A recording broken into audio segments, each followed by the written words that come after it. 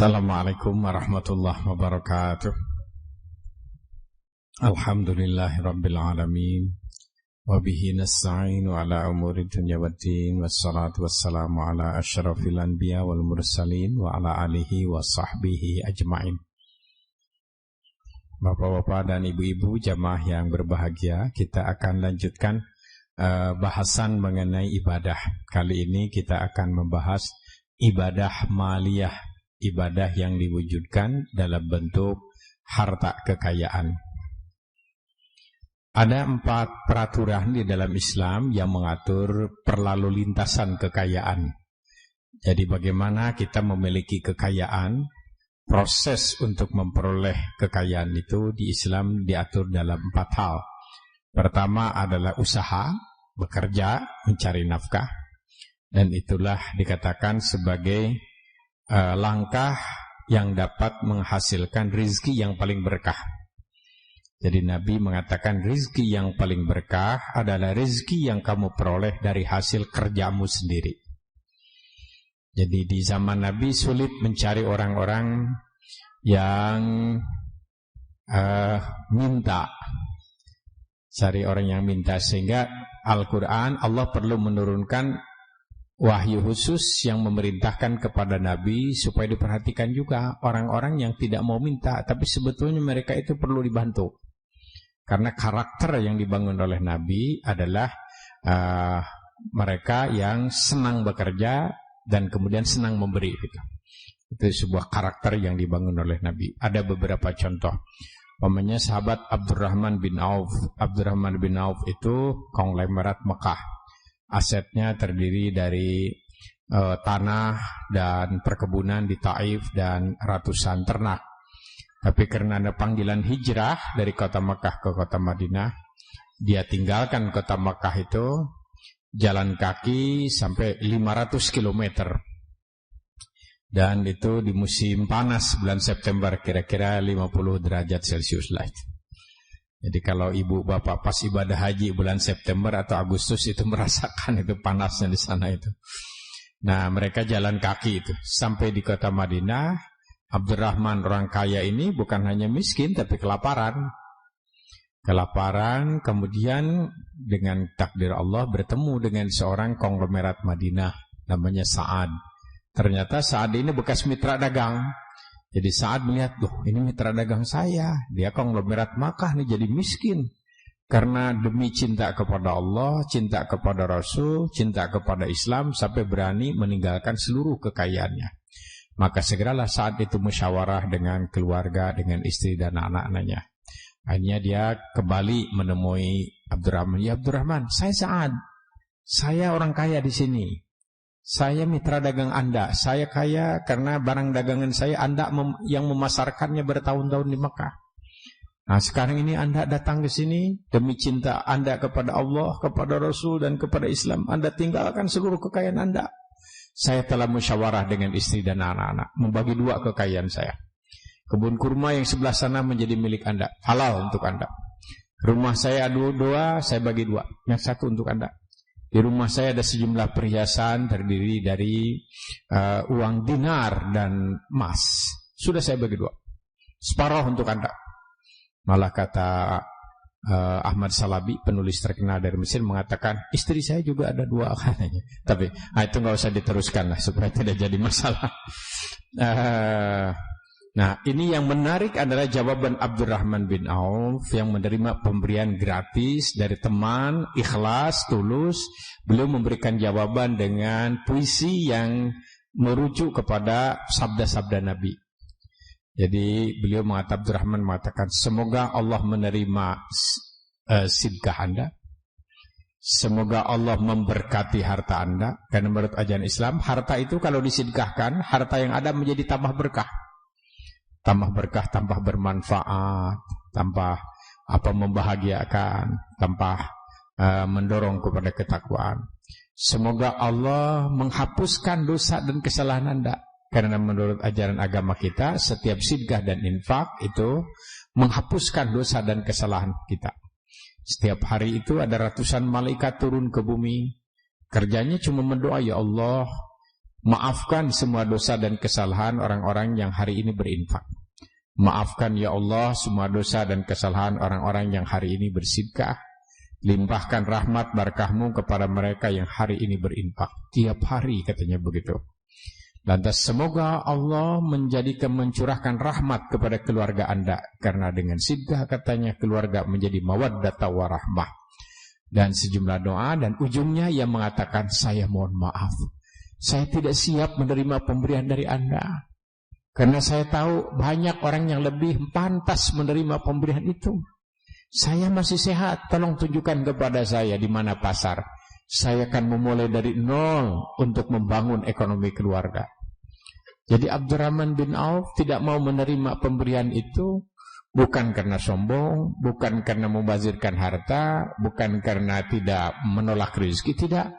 Tapi itulah karakter yang dibangun oleh Rasulullah Sallallahu Alaihi Wasallam. Beliau memberikan pelajaran bahwa orang kaya bisa infak dengan uang, dengan hartanya. Orang miskin bisa infak dengan tidak mempertontonkan kemiskinannya. Dan tidak meminta-minta kepada orang lain, kecuali karena terpaksa. Itu adalah sedekah dan infak orang-orang miskin. Nah, jadi semangat kerja. Banyak kisah-kisah di zaman Nabi tentang bagaimana Islam menghargai kerja. Ada seorang Ansor bertanya kepada Nabi, ya Rasulullah, tolong saya. Tolong apa? Saya perlu makanan. Kamu minta makanan karena kamu nggak punya makanan. Betul-betul nggak punya ya Rasulullah. Makanya saya minta. Kamu kan masih punya pakaian. Jual pakaianmu itu. Untuk beli makanan. Jangan minta-minta. Ya Rasulullah, pakaian saya cuma satu ini. Nggak mungkin saya minta. Di rumah pasti kamu punya kekayaan lain. Ya ada sebuah sorban. Ambillah sorban itu. Sorban itu diambil, kemudian dijual katanya 2 dirham. Yang 1 dirham diberikan kepada sahabat itu. Ini biaya makanmu. Jangan minta-minta. Yang 1 dirham lagi oleh Nabi diberikan kepada satu benda yang kira-kira alat kerja begitu, semacam golok katanya. Nah, ini modal kerjamu. Jangan minta-minta. Sekian hari kemudian Nabi bertemu dengan sahabat itu memikul kayu sampai pundaknya lecet. Dibantulah oleh Nabi. Laku katanya 10 dirham. Ini yang saya terangkan namanya sababul wurud. Latar belakang tumbuhnya hadis. Kalau ayat sababun nuzul atau asbabun nuzul.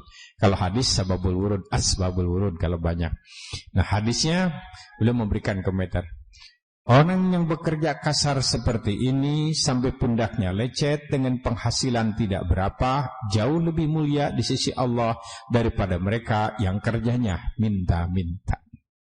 Barang siapa yang kerjanya minta-minta kepada orang lain bukan karena terpaksa, bukan minta haknya dan bukan karena terpaksa, Allah tidak akan henti-hentinya memberikan kemiskinan kepada orang itu.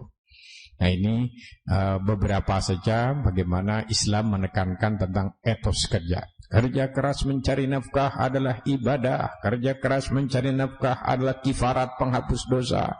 Kerja keras mencari nafkah adalah jihad fisabilillah. Kerja keras mencari nafkah akan mengangkat derajat dan harkatmu di sisi Allah dan di sisi manusia. Dan sejumlah pesan-pesan Nabi mengenai kerja keras.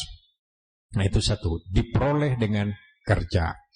Kemudian yang kedua, ada kekayaan kita peroleh dengan kita menerima warisan. Jadi seorang mempunyai kekayaan karena suaminya meninggal, karena istrinya meninggal, karena anaknya meninggal, karena ayahnya meninggal, ibunya meninggal, atau saudaranya meninggal. Itu menerima warisan. Yang ketiga, ada seseorang mendapatkan kekayaan itu karena memperoleh penemuan.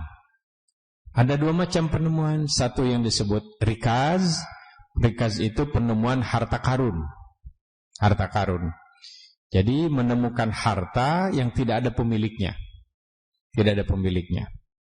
Mungkin contoh sederhana, kalau kita di Indonesia sana menggali sumur gitu, cari air, tahu-tahu menemukan emas. Asli lagi, bukan dari Purwokerto. Ya kalau dari Purwokerto enggak usah. Nah, segera aja bangunkan tidur kali dia. Itu menurut Islam boleh diambil itu karena nggak ada yang punyanya. Kalau di bawah tanah sekian meter, kalau di tempat wudhu, itu bukan harta karun, mungkin ya hukumnya harta paharun kalau itu. Kalau tempat wudhu namanya luqotoh dalam bacaan agama. Kalau luqotoh itu penemuan harta harus dikembalikan. Dan boleh jadi milik kita kalau pemiliknya memang tidak diketemukan. Kecuali ketika kita berihram di Mekah, nggak boleh mengambil harta penemuan. Bapak yang mau ibadah haji nanti jangan terus ada lihat real numpuk, ambil aja, jangan. Nggak boleh. Pendeknya kecuali sanggup mengembalikan. Nah, sanggup mengembalikannya itu yang repot. Jadi di tanah haram itu kalau menemukan harta jangan diambil kecuali sanggup mengembalikan.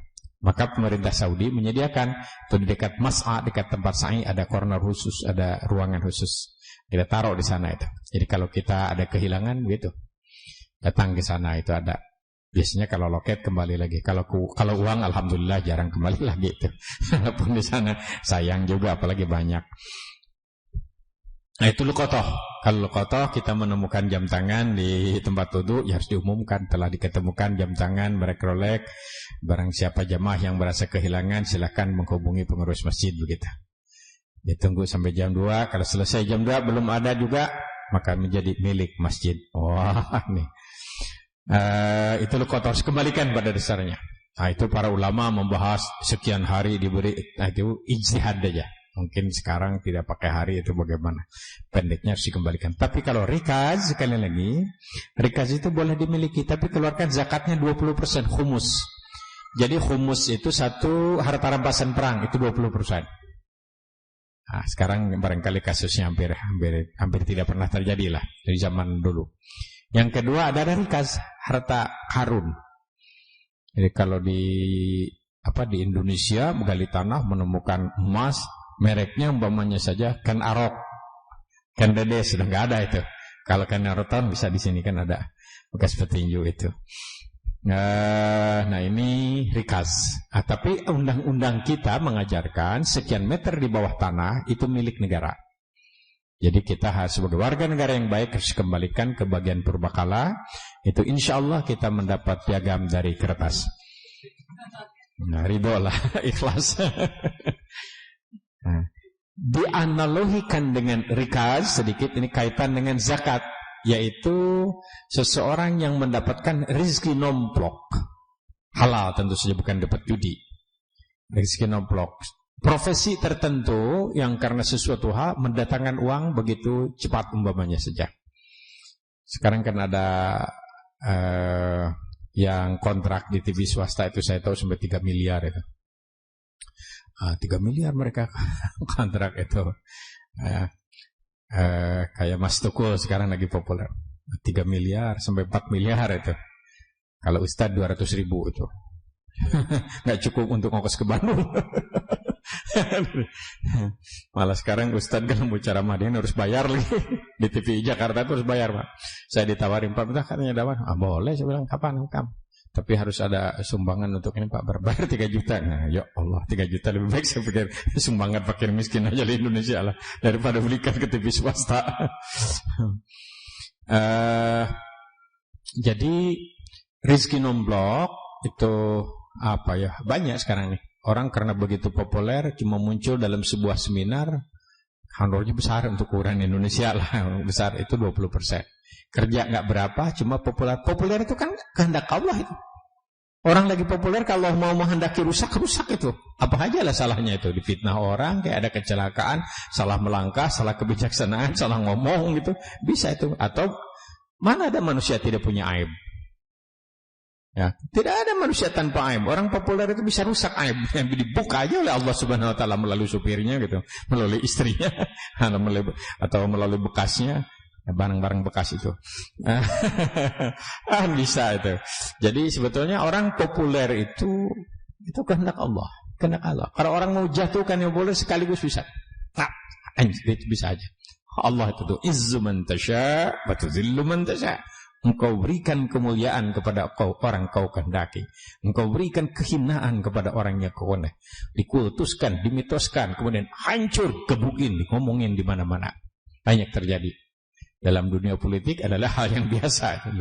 Lagi manggung begitu dipuji setinggi langit, begitu turun caci maki juga sampai habis-habisan. Jadi orang yang populer dimanfaatkan oleh dunia iklan. Dunia iklan, dia cuma bilang obat aja. Mujarab bisa 100 juta itu, bayangkan. Mujarab 100 juta. Saya bilang 1000 kali mujarab nggak ada yang bayar. Nggak beken sih. Nah, itu. Atau orang yang suara baik, suara emas dengan nafas kuda. Sekali rekaman 1 jam dia bisa 500 miliar. Itu sekali rekaman 1 jam tuh suara emas tapi nafas kuda. Tapi kalau suara kuda nafas emas nggak laku. Nggak ada yang mau merekam suara kuda. Nah ini rezeki nomplok. Siapa tahu bapak-bapak dapat rezeki nomplok. Sederhanalah rezeki nomplok. Kita beli mobil di Indonesia bisa. Kita beli mobil kemudian diundi. Mobil harga mobil biasa pasar itu terbuka. Tapi diundi dapat mobil lagi itu sudah rezeki nomplok. Nah cuma kena pajak 20%, zakat 20% itu. Tinggal 60% tinggal kepalanya aja tuh. Nah, itu adalah penemuan. Jadi ada usaha, itu yang paling baik. Usaha itu bisa bisnis, bisa apa profesi, bisa macam-macam. Kemudian yang kedua ada warisan, menerima warisan. Yang ketiga menemukan penemuan. Nah yang keempat menerima pemberian. Nah, bentuk pemberian inilah yang disebut ibadah maliyah, ibadah harta. Ibadah harta yang paling utama adalah nafkah. Nafkah suami kepada istri, ayah kepada anak. Itu yang paling besar pahalanya. Makanya jangan ragu-ragu lah kalau beri nafkah, berikan aja semua, jangan ada yang masuk di kaos kaki segala macam. Paling besar pahalanya itu, berikan aja paling besar pahalanya itu. 1 dirham kau berikan untuk sabilillah, 1 dirham kau gunakan untuk membebaskan perbudakan, 1 dirham kau bantu orang lain, 1 dirham kau nafkahkan kepada istrimu dan anak-anakmu, itulah yang paling besar pahalanya. Begitu sabda Rasulullah SAW. Jadi rajin kerja, rajin memberi nafkah. Begitu karakter seorang muslim. Nah, ini nafkah. Nafkah itu adalah istri, anak, dan ayah ibu kalau mereka sudah tidak bisa mencari nafkah. Dan keluarga-keluarga dekat yang memang tidak mampu. Bukan karena malas sekali lagi. Bukan karena malas. Kalau memberi yang malas itu harus dihitung. Apakah saya menolong atau memberikan racun ini? Harus dihitung. Makanya Jakarta ada peraturan setiap yang ini kena perda itu antara lain untuk mendidik itu. Nah, di satu sisi memang ada ekses, tapi ada di sisi lain kalau tidak begitu mungkin kualitas mental minta-minta nggak hilang. Minta-minta itu bisa ditolerir, harus dibantu kalau karena betul perlu. Tapi kalau jadi profesi, jadi malas itu jadi salah, kemunkaran gitu. Kemunkaran, malas. Makanya Umar bin Khattab itu kalau tengah-tengah siang dia suka operasi masjid. Kalau ada yang tiduran mesti diusir oleh Umar. Pasar. Nanti sholat waktunya, bukan sekarang. Sholat Umar. Jadi Umar nggak boleh tutup kalau perlu masjidnya. Oh, itu Umar banyak reaksi, tapi Umar punya sikap yang seperti itu. Pendeknya kerja, gitu. Nah, kemudian, itu nafkah. Yang kedua tentu saja masuk rukun Islam, zakat itu. Nah, di antara ibadah-ibadah maliyah itu ada yang sifatnya itu memang konsumtif. Kalau nafkah kan bisa konsumtif, bisa juga bisa produktif, bisa monumental, memberikan nafkah rumah. Nafkah itu kan askinuhunna, berikan tempat tinggal, wat'imuhunna, berikan makan, waksuhunna, berikan pakaian. Itu dalam Quran. Itu nafkah lahiriah selain nafkah batiniah. Nah, kemudian yang konsumtif itu pertama yang berkaitan dengan ibadah Ramadan. Fidyah itu konsumtif. Memberi makan kepada fakir miskin, ya, yang tidak kuat puasa karena lanjut usia, tidak kuat puasa karena dia punya penyakit yang sifatnya permanen. Bulan lain juga sama aja, dia tidak bisa puasa karena penyakitnya sudah parah. Itu menjadi fidyah. Seorang ibu yang tidak bisa qadha karena habis menyusukan, melahirkan, hamil lagi, habis hamil, melahirkan, nifas, habis nifas, hamil lagi, ayo, hamil, menyusukan terus secara rutin. Tiada hari tanpa fidyah terus, apa boleh buat, bersambung terus.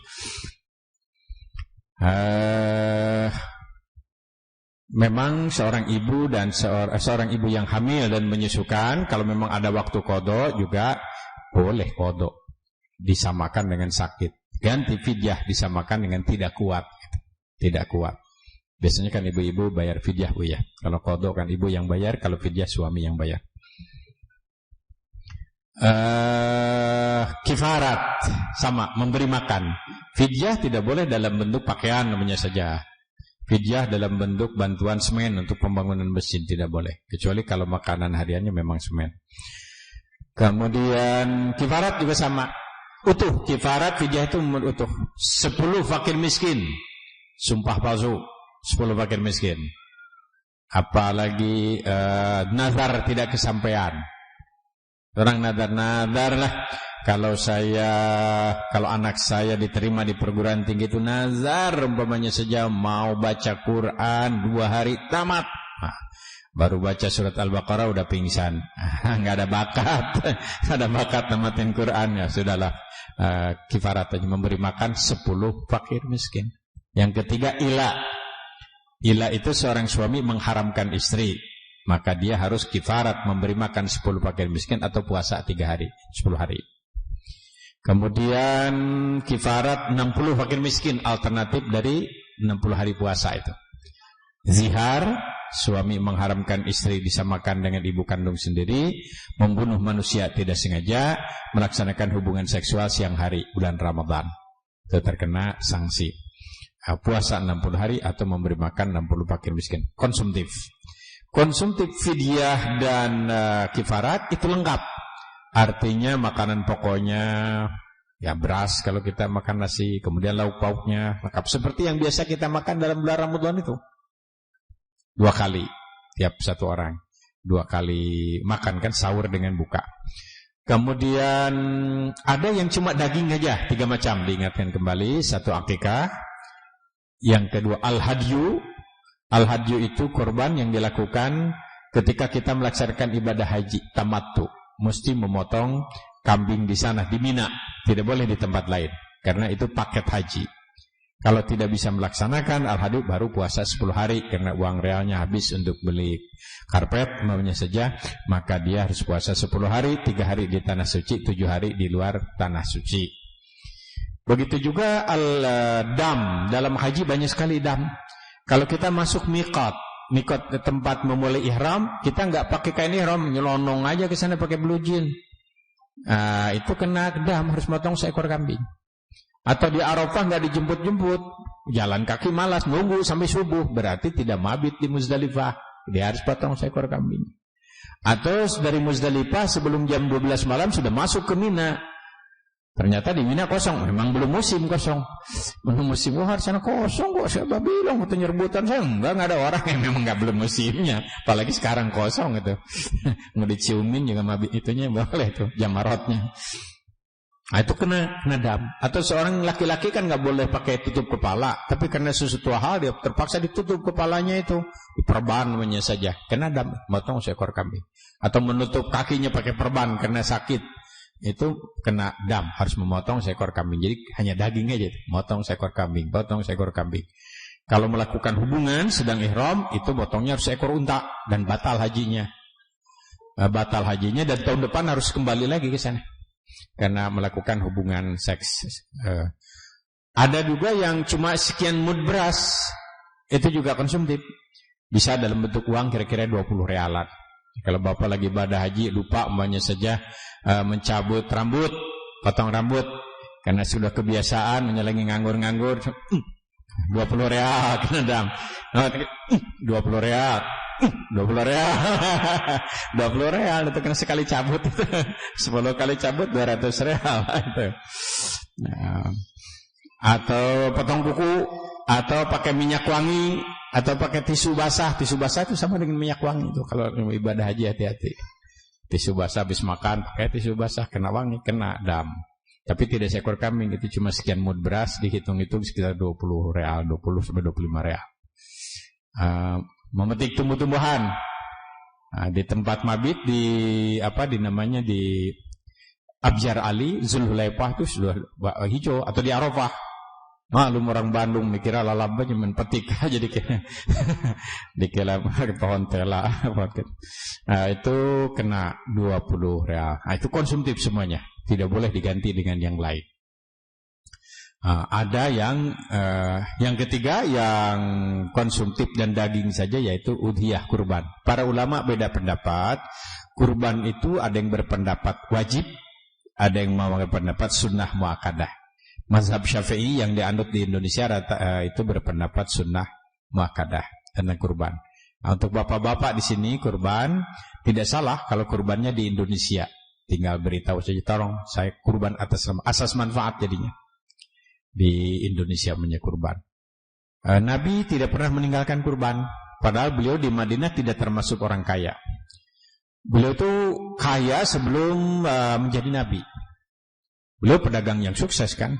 Beliau punya kemampuan, keuletan, keterampilan bisnis yang luar biasa. Kemudian membangun sebuah sinergi, yaitu nikah dengan seorang yang punya kekayaan. Itu membangun sinergi. Jadi beliau punya keahlian mengelola kekayaan, dan Siti Khadijah punya kekayaan. Disatukan, beliau jadi orang kaya. Tapi setelah menerima wahyu, beliau mengurangi aktivitas bisnis, konsentrasi membangun moral masyarakat. Setelah jadi Nabi dan Rasul, setelah jadi pemimpin, beliau hanya bisnis seperlunya saja. Jadi beliau itu sebelum menjadi pemimpin kaya, setelah menjadi pemimpin justru pas-pasan. Itu bedanya beliau dengan para pemimpin di Amerika.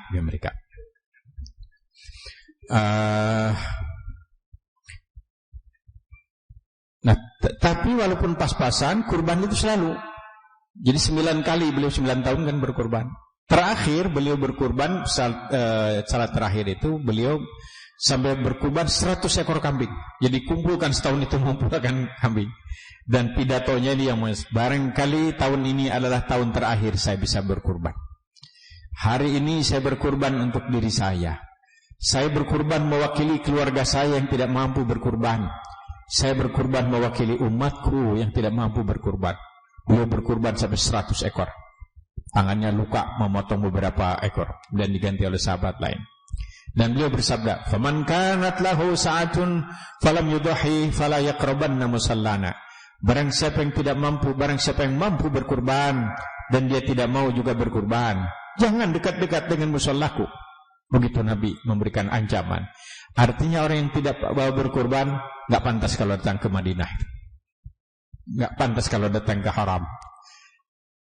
Itu kan berat sekali bagi sahabat waktu itu. Kalau dikatakan tidak boleh ketemu dengan Nabi, waduh, mereka itu tekanan batin. Contohnya Wahsy. Wahsy itu adalah seorang budak yang membunuh Hamzah karena ingin bebas dari budaknya. Harus ditebus dengan membunuh Hamzah oleh majikannya Hindun. Maka dia bermain tidak jujur.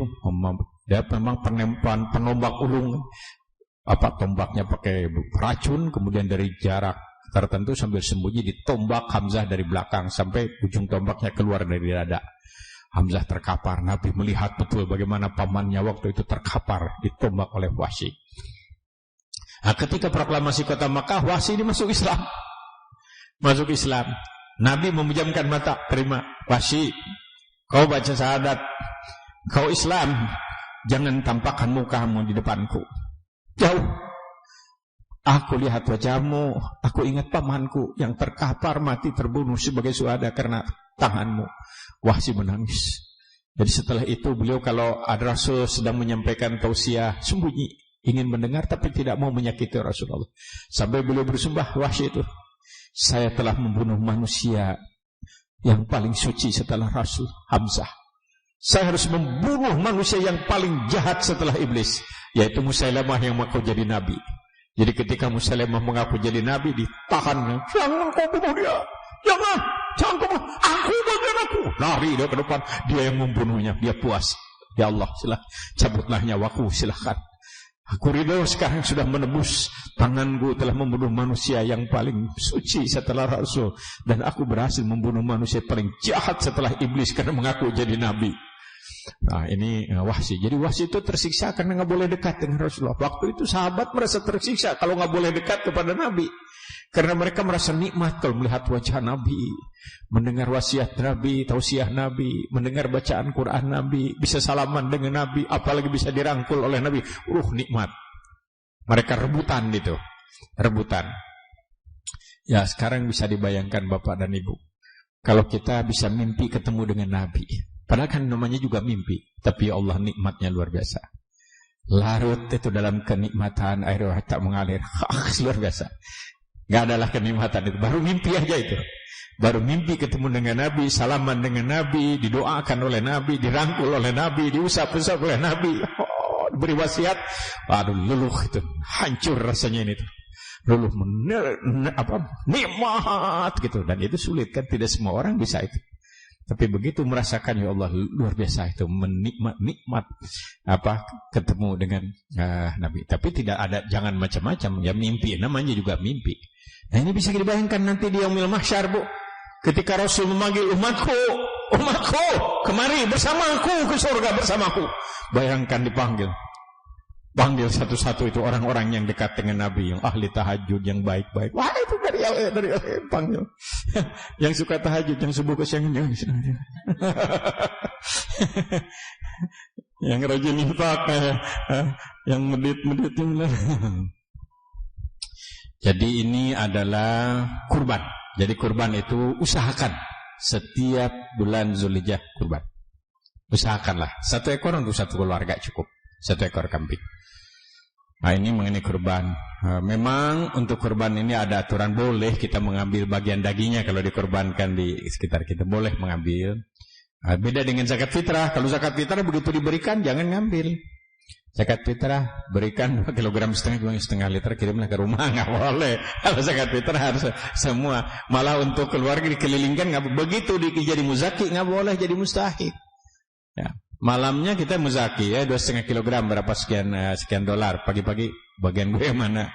Nggak benar. Kalau begitu menjadi muzaki, jangan jadi mustahik. Kalau zakat fitrah nggak boleh. Nanti kalau bisa menjadi mustahik bisa keliling, suami, istri, nenek, bapak, kakek balik lagi sama kita. Kalau kurban memungkinkan, ibu sudah kurban, bagikan di sana. Tahu di sini ada yang kurban, kirim daging, nggak apa-apa, terima aja. Ada yang memberi, atau kita kurban kita ngambil, asal jangan jadi syarat. Ini nggak boleh. Ini saya kurban nih, tapi kulitnya tolong kirimkan ke rumah, nggak boleh. Semuanya harus diberikan. Bahwa nanti ada bagian maksimal sepertiga boleh. Jangan sampai bapak dan ibunya kurban kambing, anaknya malah kurban perasaan karena tidak makan daging kambing. Itu mengenai kurban. Kemudian ini ada bentuk zakat fitrah, sebetulnya adalah beras, makanan pokok. Bahwa kemudian sekali ada ijtihad diganti dengan uang untuk mempermudah pembagian dan lain-lain, tapi tidak boleh dalam bentuk yang lain.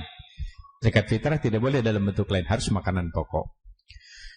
Ada bentuk pemberian yang sifatnya itu harus monumental, namanya wakaf.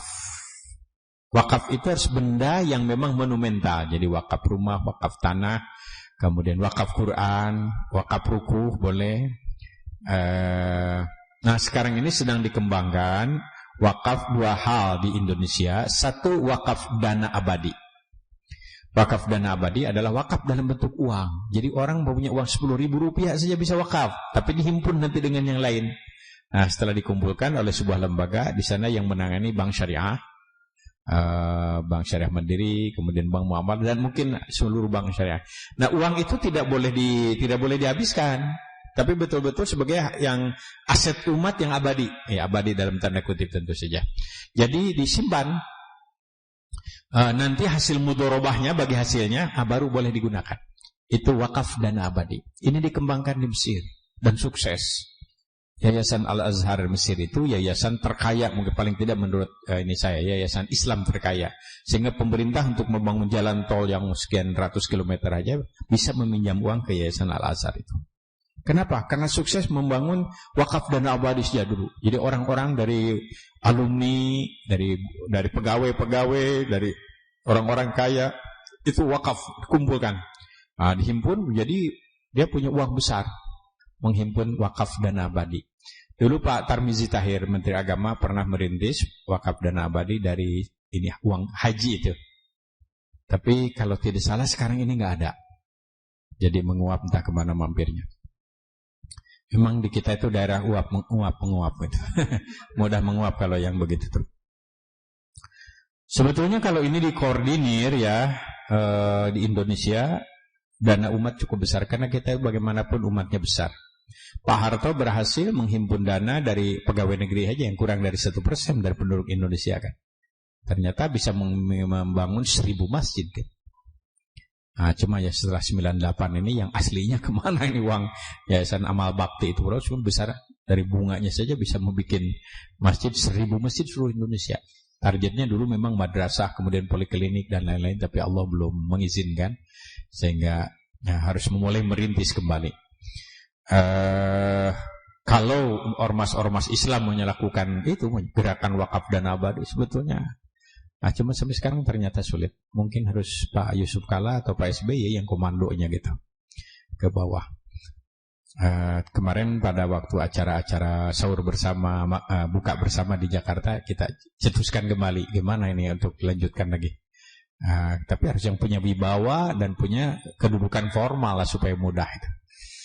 Para ulama biasalah bisa mengkampanyekannya, tapi koordinasinya harus baik. Sob, ini potensi sekali. Kalau Muhammadiyah dengan anggota 25 juta, 1.000 rupiah saja 25 miliar kan. Kalau NU, Pak Muzadi dengan anak buahnya NU 35 juta, 35 miliar. Kalau 1.000, kalau 10.000, 10 kali. Cukup besar itu tiap bulan. Dan 1.000 mampu itu, 1.000 rupiah masa nggak mampu. Kemudian Persis. Kalau di Bandung tambah Persib lagi. Atau per provinsi lah. Barangkali di sini juga bisa direnungkan itu tentang gerakan wakaf dana abadi. Jangan hilang, karena itu wakaf, harta wakaf, aset harus tetap, cuma hasilnya aja. Yang kedua, difatwakan oleh Majelis Ulama sehubungan dengan musibah negara kita di hampir seluruh pulau, yaitu mengenai perusakan lingkungan kan. Maka ada fatwa wakaf pohon lindung. Jadi di Jawa Barat yang saya ketahui dikomando oleh ketua-ketua Majelis Ulama bersama Pemda, gerakan wakaf dana abadi. Wakaf pohon lindung. Jadi menanam pohon lindung untuk, kita kan jutaan hektar yang hancur negara kita itu, hutan itu di seluruhnya itu. Makanya musibah terus-terusan. Terlepaslah dari itu, sudah dosa bersama, ada kesalahan bersama. Sekarang harus bagaimana berbuat, antara gerakan melalui pendekatan agama, wakaf pohon lindung. Ya, wajib menanam pohon. Malah ada satu tema, tiada hari tanpa menanam pohon. Menanam pohon, tidak ada halaman yang kosong, harus tanam pohon. Gerakan. Kita terlambat, tapi tidak ada kamus terlambat daripada tidak. Sekarang dengan pendekatan agama. Jadi sedekahun jariyah, sedekah yang pahalanya mengalir terus, bukan hanya wakaf beton untuk masjid, tapi juga wakaf pohon lindung. Apalagi kalau dilaksanakan wakaf dana abadi. Jadi dengan uang sedikit pun bisa ikut wakaf. Ini banyak problem di kita, banyak harta-harta wakaf yang kemudian tidak terurus karena nggak ada dana. Ada wakaf masjid, wakaf madrasah, nggak terurus, nggak ada biaya, jadi tidak manfaat. Maka dengan gerakan wakaf dana abadi ini paling tidak bisa tertolong lah. Baik, selanjutnya adalah bentuk-bentuk pemberian yang bisa monumental, bisa konsumtif, bisa produktif. Nah, itu yang terbesar adalah zakat, infak, dan sedekah. Apa bedanya?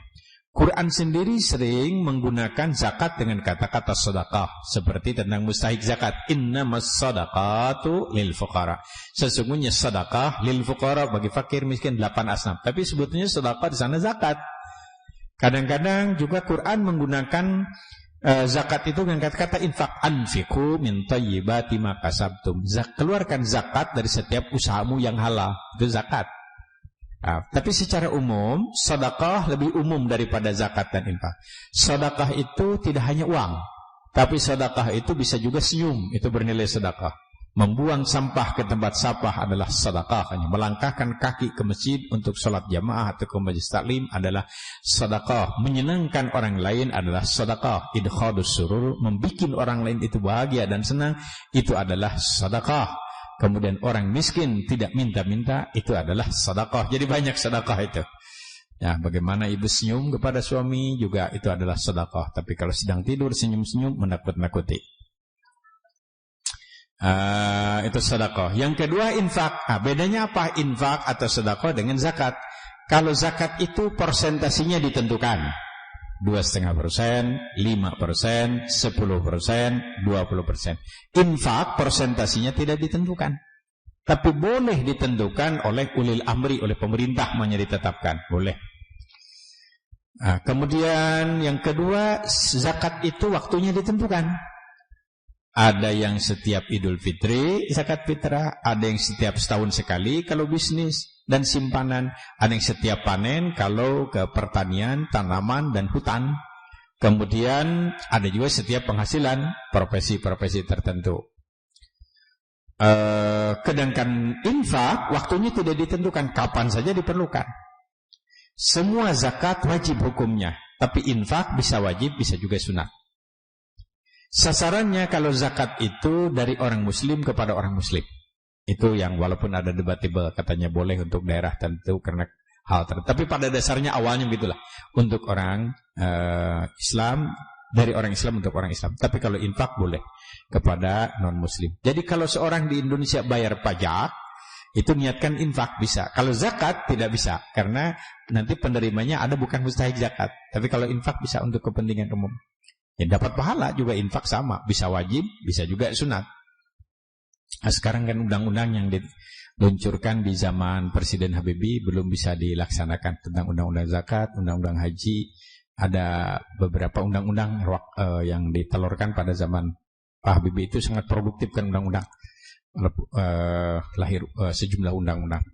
Tapi belum ada tindak lanjutnya. Dalam undang-undang itu, kalau orang sudah mengeluarkan zakat ke sebuah lembaga resmi, LAZ, yang diresmikan oleh, yang disetujui oleh pemerintah, dalam hal ini Departemen Agama, maka nanti ketika membayar pajak, itu kwitansi zakat itu bisa dilaporkan menjadi pajaknya, pemberian pajak menjadi berkurang. Saya dengar di beberapa negara juga berlaku begitu untuk sumbangan keagamaan. Nah, ini belum bisa dilaksanakan. Jadi infak itu tidak ada persentasinya, tidak ada ketentuan waktunya, tidak ada mustahiknya. Tentu prioritas al-aham summal aham, mana yang paling penting harus menjadi pertimbangan. Mana yang lebih mendesak untuk dibantu perlu diprioritaskan. Nah, zakat yang seperti kita ketahui diatur secara ketat. Zakat fitrah sudah jelas, saya kira, termasuk ada beberapa pertanyaan kemarin bahwa ibu-ibu yang sedang hamil dan kira-kira hamilnya di atas 4 bulan, bayarkan zakatnya. Orang tua kita yang tidak mampu zakat fitrah, bayarkan oleh kita zakat fitrah. Semua orang yang di bawah tanggungan kita, bayarkan zakatnya oleh kita. Zakat fitrah harus diberikan kepada prioritas fakir miskin. Zakatul ra'si disebutkan zakat per kepala. Jadi kalau ibu sedang hamil, boleh tanya ke dokter, ini bayi saya 1 atau 2? Wah, 2 bu, 2. Bayarlah 2 itu. Tahu-tahu pas lahir cuma 1, rupanya salah pegang dokternya. Dikira kepala, tahu-tahu lututnya. Ya nggak apa-apa, yang 1 sidgah lah itu. Zakatul mal. Ini zakatul mal ini yang nggak tahu berapa persen sudah dilaksanakan oleh umat Islam ini. Tapi yang jelas rukun Islam yang paling terlambat itu adalah zakat. Paling terlambat dilaksanakan. Saya juga melakukan penelitian di Bandung tentang tema-tema ceramah dan dakwah di masjid-masjid di Bandung. Yang paling jarang diceritakan itu adalah justru soal zakat. Lebih banyak cerita tentang zikir, begitu, tentang yang lain-lain. Tapi kalau zakat jarang dibahas. Ini juga menunjukkan perhatian kurang. Sekarang di Indonesia sudah ada lembaga-lembaga mengenai zakat dipimpin oleh Pak Din Hafidhuddin itu, dengan beberapa teman. Jadi pendeknya konsentrasinya tentang kampanye zakat, memberikan konsultasi zakat, menggerakkan lembaga-lembaga amil zakat mengenai zakat. Sebab kalau zakat ini dilaksanakan, dulu di zaman Khulafaur Rasyidin, sumber dana umat itu zakat, dari zakat, Baitul Mal itu dari zakat. Langsung khalifah itu yang menanganinya. Langsung Baitul Mal. Kenapa? Karena Quran menyatakan perintah zakat itu juga kepada penguasa untuk mengambil. Tidak ada hak. Khudz min amwalihim, kepada para penguasa. Ambil itu zakat orang-orang kaya itu. Jadi ada kewajiban seorang penguasa untuk ambil zakatnya. Selain dengan kesadaran, ada hal yang berkaitan dengan ambil zakat. Pertanian di kita sebetulnya, walaupun hasil penelitian dari teman-teman petani-petani Priangan, walaupun pas-pasan sebagian besar mengeluarkan zakat. Padahal pertanian beras itu kecil sekali. Mereka dapat 1 ton padi. 1 ton padi paling 300.000 rupiah. Itu sudah wajib zakat 5% untuk 4 bulan. 300.000 rupiah sudah ada zakat. Jadi padahal mungkin profesi tertentu 300.000 1 sore. Makanya ketika didiskusikan tentang zakat profesi, ada yang nggak ada di zaman Nabi, nggak ada contoh. Memang nggak ada contoh di zaman Nabi. Nggak ada dokter, nggak ada, artinya dokter yang sebagai profesi, tidak ada advokat, tidak ada notaris, tidak ada. Akan tetapi kembali kepada Quran tadi, anfiqu min thayyibati ma kasabtum, keluarkan zakatnya dari setiap usahamu yang halal. Usaha yang haram, ambil uang negara, ya balikan semuanya itu sih. Bukan 2,5%, balikan semuanya kalau itu. 2,5%, 1/4. Jadi kalau umpamanya saja kita punya penghasilan, potong aja lah 2,5%. Potong hutang dulu, hutang yang sudah menjadi tanggungan kita. Kita punya hutang cicilan, ya bayar dulu. Cicilan bulanan berapa bulan ini, potong silahkan. Kemudian yang kedua, kalau ibu menyimpan simpanan emas, sekali lagi asli, bukan dari Semarang. Dari Semarang beri nafkah itu bu. Lebih dari 84 gram emas. Tapi kalau ibu membeli untuk perhiasan, sekali aja. Begitu membeli, keluarkan zakatnya 2,5% ketika membeli. Sekarang dipakai, nggak wajib zakat lagi. Karena itu bukan perhiasan simpanan. Yang diwajib dizakati setiap tahun adalah yang disimpan. Yang disimpan banyak emas balokan. Atau lebih dari keperluan wajar. Katakanlah ibu punya perhiasan wajarnya 3 setel, babanya saja 1 setel ke pengajian, 1 setel untuk arisan, 1 setel untuk ke pasar swalayan. Kemudian punya 5 setel. Nah, yang 2 setel itu lebih, hitung 84 gram emas lebih, keluarkan zakatnya 2,5%. Nah, begitu juga bapak, ibu sudah punya penghasilan tetap cukup, tapi masih deposito di bank. Karena sudah punya penghasilan, maka yang deposito di bank itu simpanan. Keluarkan zakatnya 2,5% setiap tahun. Tapi sekarang seorang yang pensiun atau seorang mahasiswa oleh ayahnya diberikan, kamu sekolah ini saya berikan, ini adalah kamu dari hasil mudharabahnya begitu. Nah, dia satu-satunya penghasilan dari sana cukup untuk hidup, tidak wajib mengeluarkan zakat. Karena itu satu-satunya pendapatan dia. Orang yang bisnis semuanya saja adalah mengontrakkan rumah, bukan harga rumahnya, tapi hasil kontrakannya. Karena hasil kontrakannya berapa? Sekian, potong untuk biaya macam-macam. Kalau transportasi untuk biaya supir dan lain-lain, sisanya potong langsung 2,5%. 2,5%. Jadi bisa setiap sore, bisa setiap minggu, bisa setiap bulan. Katakanlah setiap bulan, potong aja 2,5%, sisihkan. Nah, boleh diberikannya itu tidak langsung, karena ada haul kan 1 tahun. Ada 1 tahun boleh simpan dulu, tapi supaya tidak sayang, kalau dikumpulkan nanti sayang banyak. Masukkan di kotak. Ini kotak zakat mulai tanggal 1 April saja. Nah, nanti jangan sampai melebihi dari 1 tahun. Nah, sudah penuh, silakan berikan. Kalau perlu dengan kotaknya berikan. Ya, kalau dibuka boleh asal kuat iman begitu. Begitu dibuka besar ada, aduh, $1.000, sayang. Jadi biasanya ikhlas kalau kecil kan, kalau besar tidak begitu ikhlas. Itu zakat, untuk mempermudah seperti itulah zakat. Kemarin ada juga pertanyaan tentang warisan. Warisan sebetulnya tidak ada zakat. Kita terima warisan tidak wajib zakat, tapi ada infak. Infak artinya kalau infak tidak pakai persentase. Karena ada ayat mengatakan ketika kita menerima warisan, maka jangan lupa kepada fakir miskin dan orang yang tahu kita bagi-bagi waris. Nah, itu tidak ada persentasinya. Tidak ada persentasinya, ya serela kita, sepantasnya kita memberi. Nah, ini adalah mengenai zakat.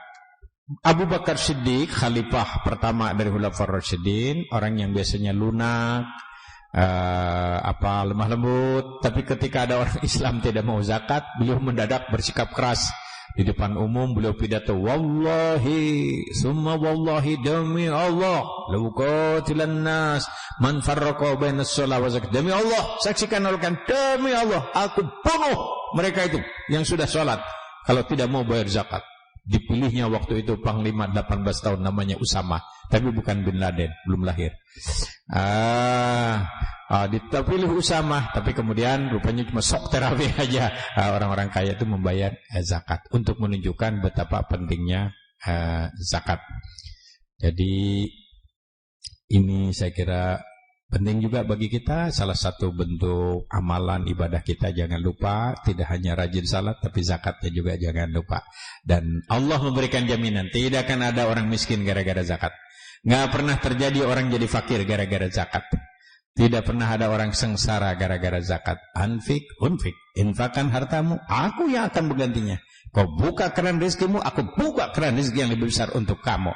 Barang siapa yang mengeluarkan infak, zakat dan sedekah, berarti menghutangkan sesuatu kepada aku yang akan membayarnya. Allah menyatakan begitu. Jadi dijamin itu. Anfik. Keluarkan oleh ibu umpamanya saja $50, kemudian sekian hari kemudian ada orang, Bu, saya punya hutang $450. Dari mana? Ibu lupa ya, ini bayar 450. Apa kata, coba kalau 50 nggak diberikan, jadi pas 500. Sudah ikhlas malah dicabut lagi. Padahal yang 450 nggak bakalan keluar kalau 50-nya nggak dibuka. Begitu manajemen Allah Subhanahu Wa Taala. Buka dulu, buka oleh Allah Subhanahu Wa Taala. Apalagi kita menolong orang tua, ayah dan ibu. Dijamin sudahlah. Kalau ingin kaya, banyak nyumbang sama ayah dan ibu. Itu kuncinya itu. Saya sudah mencatat beberapa nama sengaja saja untuk studi ini. Orang kaya apa? Wah, rata-rata itu orang yang baik kepada ayah dan ibu. Maju, usahanya maju, rezekinya menjadi mudah, rezekinya menjadi lancar. Itu luar biasa itu. Yakin betul itu. Kalau menolong orang tua itu kontan malah oleh Allah Subhanahu Wa Taala itu. Rezeki itu mudah begitu. Kalau kita banyak membantu terutama ayah dan ibu orang tua. Nah, inilah bahasan kita mengenai ibadah maliyah, ibadah harta, yang insya Allah menjadi bagian dari amalan kita dimanapun kita berada. Waktu selebihnya seperti biasa, kalau ada pertanyaan yang tertulis silakan disampaikan ke depan, atau mau yang langsung juga saya persilakan.